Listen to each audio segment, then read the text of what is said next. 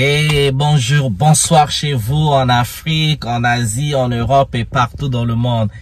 Eh bien, moi c'est Bibéné, votre frère. Bienvenue sur ma chaîne en Afrique et en diaspora. Je pars au Congo, Brazzaville, le pays, mon pays natal. Alors avec un peu de joie parce que pour une fois j'entends une bonne nouvelle. Pour moi, c'est une bonne nouvelle. La bonne nouvelle, c'est quoi? C'est cette nouvelle où mon peuple se soulève contre l'injustice. Ah ouais. Vous savez, en général, l'homme africain ou l'homme noir, quand il sort de l'Afrique, il est dans les pays des autres, en Europe, en Amérique, il est confronté à ce qu'on appelle le racisme. Alors, le racisme, pour ceux qui ont vécu cela de leur chair et de leur sang, de leur peau, de toutes leurs émotions, vous savez de quoi je parle. Beaucoup d'Africains, pour eux, le racisme, c'est juste un mot parce que ils n'ont pas vécu ça, ou quand ils ont vécu ça, ils n'ont pas compris que c'est le racisme parce que c'est subtil parfois. Et donc, partout où vous allez, les Noirs vont se plaindre, oui, le racisme et tout ça. Bon, vous savez, quand vous êtes chez les autres, c'est comme ça. Parfois, il faut rester chez soi. La fierté, c'est rester chez soi. Mais je comprends qu'on ne reste pas tout chez soi parce que, bon, les conditions ne permettent pas. Ou tout simplement, on est curieux. On veut changer d'air, on veut changer d'endroit. Bon, partir. C'est comme ça parce que l'être humain est fait pour voyager, pour explorer, pour vivre dans des horizons. Alors, pourquoi l'interdire de voyager? Alors, la joie pour moi quand je dis enfin les Congolais se lèvent parce que il se passait un incident au Congo-Brazzaville dans la ville de Pointe-Noire où des ouvriers, des ingénieurs, toutes les soudeurs, les gens qui travaillent dans cette compagnie particulière étaient confrontés donc à cet homme européen, soi-disant ou prétendument ingénieur, qui tout le long de son séjour au Congo ne faisait qu'insulter les Congolais, les traitait de paresseux, les traitait les traits de paresseux, de ceci, de tout ce qui a pas de bien. Donc ça partait de la paresse, de leur couleur de leur peau, donc c'est un boss quoi. Il se comportait comme le colon. Le colon, c'est, voilà, l'esprit, vous savez, le colonisateur français, européen, quand il arrive en Afrique, il considère les Africains, les Noirs, de sous-hommes, quoi. C'est quasiment pas d'hommes et tout ça. Donc, dans la plupart de cas, à cause soit d'un certain pouvoir, d'une certaine force, beaucoup d'Africains ne disent rien. On a l'impression que on est des dociles. On est docile, on dit rien. On peut faire à l'homme noir tout ce qu'on veut, il dira rien. Il est docile, il est sans force. Et donc cette image-là a tellement été perpétrée pour une raison ou une autre, surtout en Afrique centrale. Moi, ça m'a toujours énervé parce que on ne peut pas subir l'injustice dans le monde et revenir chez soi en Afrique et subir aussi de l'injustice.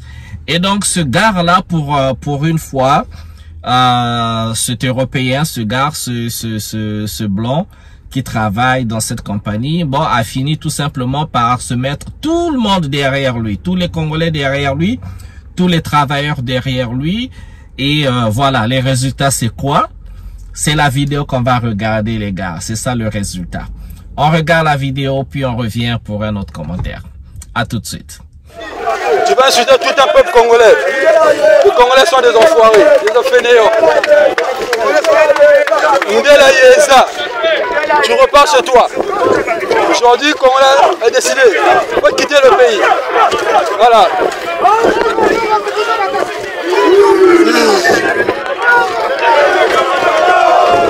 Ce que nous mangeons, c'est ce que nous aimons. Ce que nous mangeons, c'est ce que nous aimons. On s'ajoute. Au revoir. Au revoir, maman. Au revoir. Au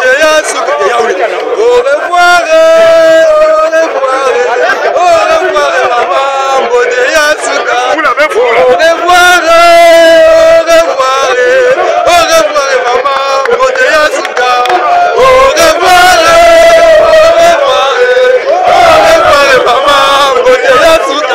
revoir.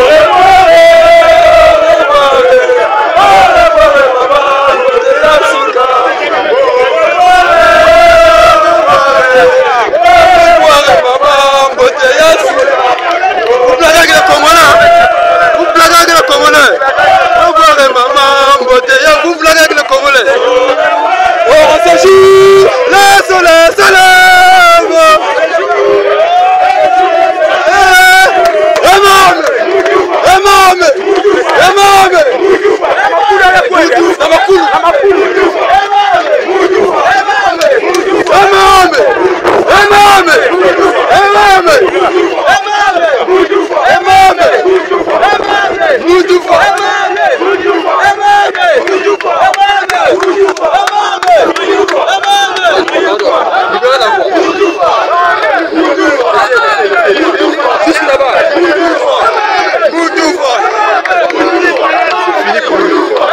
Les Congolais, tu penses à ton pays, un enfoiré comme ça.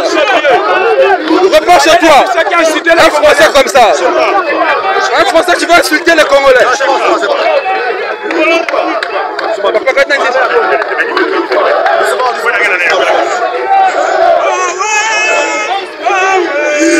Oh, speaking.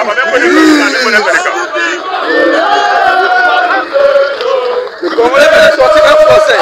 Dans le site Eni Congo Ngendo, centre la gaz. Le Congolais vient de faire sortir un Français dans le site Eni Congo.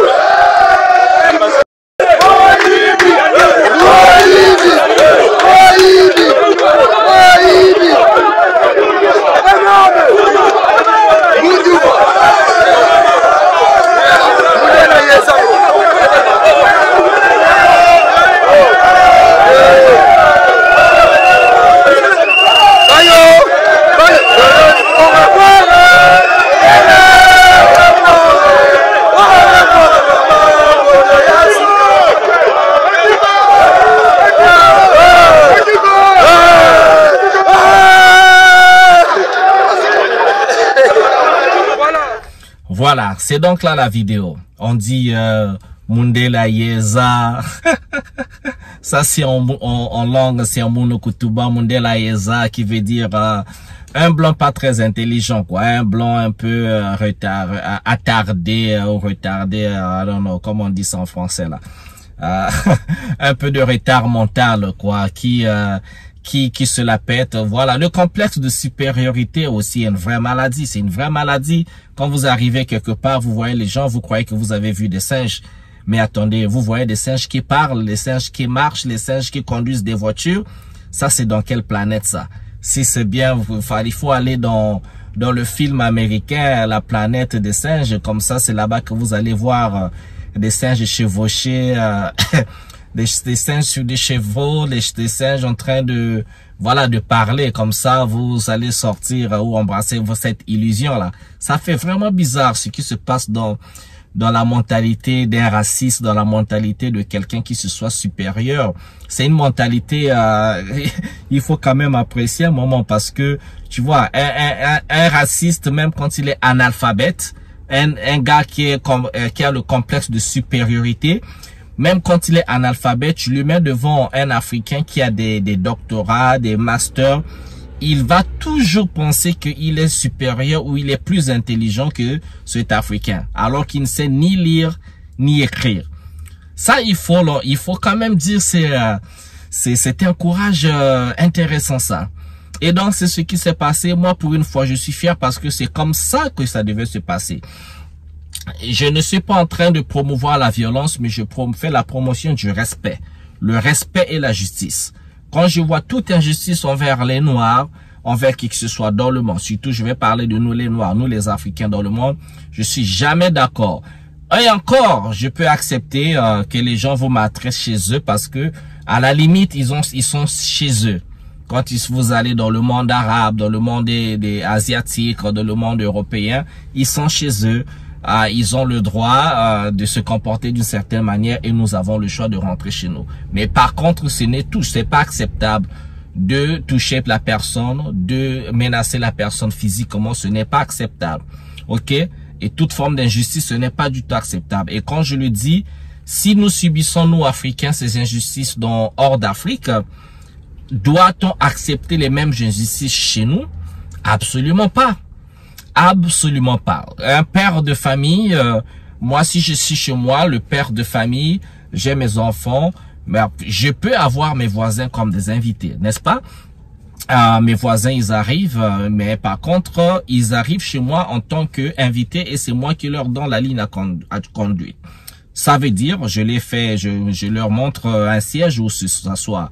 Le voisin n'a pas le droit d'entrer dans ma cuisine, rouvrir le réfrigérateur sans ma permission, aller dans ma chambre à coucher, dans ma douche. Non, pas du tout. Un voisin ne peut pas faire ça. Et pourquoi acceptons-nous qu'un étranger qui vient chez nous, dans notre pays, faire ça? Absolument pas. Eux, chez eux, ils peuvent également faire pareil. Nous allons chez les autres, il faut un maximum de respect de la culture des autres. Et quand les autres viennent chez nous, on doit appliquer exactement la même chose.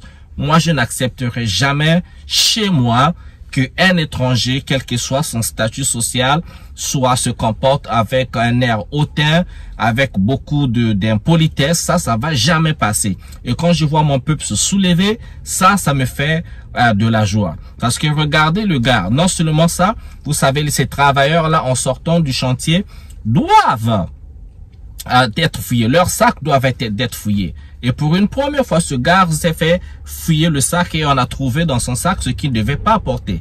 Donc, ils se permettent tout en Afrique. Absolument tout. Et ces choses-là doivent arrêter. Les Africains doivent revêtir une certaine fierté et savoir que personne n'a le droit de maltraiter un Africain chez lui. Pas du tout. Soit vous êtes nos partenaires, soit nous sommes des amis, soit nous développons des relations commerciales ou politiques, tout ce que vous voulez, des relations gagnant-gagnant, ou nous développons des relations où les intérêts du Congolais, les intérêts des Africains passent en premier avant les intérêts de qui que ce soit. Tout le monde applique ça. Vous allez en Europe, vous allez partout, en Asie, dans le monde arabe, surtout encore dans le monde arabe. Non. Si vous n'êtes pas de chez eux, oubliez ça, quoi. Mais c'est même pas négociable. Je trouve ça tout à fait normal. Voilà, c'est comme ça. Et si nous, Africains, pouvaient appliquer ça, je pense que on mettra dans des années qui viennent, on aura regagné cette confiance et tout le monde dans le monde nous respectera. Mais si on se respecte pas nous-mêmes, personne ne va nous respecter. C'est comme ça. C'était ma vidéo pour aujourd'hui. Je vous souhaite je vous souhaite bien des choses chez vous. On se retrouve à une prochaine vidéo. Allez, ciao, ciao.